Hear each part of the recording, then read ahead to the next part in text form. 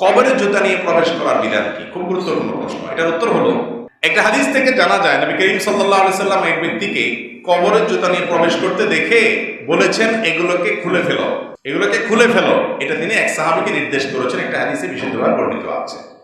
আবার অন্য হাদিসে আসছে নবী করিম সাল্লাল্লাহু আলাইহি সাল্লাম বলেছেন, ইদা উযিআল আবদু ফি কবরিহি ওয়া তাওয়াল্লা আনহু আসহাবু ইয়াসমাউ আসওয়াতান আলাইহিম আও কামা ক্বালা আলাইহিস সালাতু ওয়াস সালাম।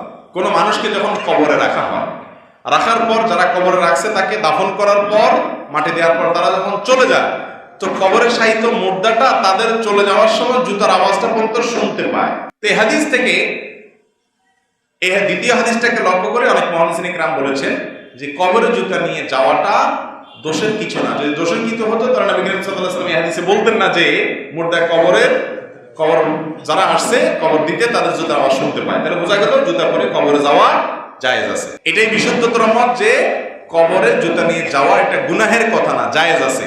কিন্তু জমহুর উলামা ইকরাম বলেন যে কবরে জুতা ছাড়া যাওয়াটা হলো উত্তম। সুন্নাতের খেলাফ হবে আপনি যদি জুতা নিয়ে যান। কারণ হলো ওই যে সাহাবীকে রাসূল আকরাম সাল্লাল্লাহু আলাইহি ওয়াসাল্লাম খুলে ফেলতে বলেছে।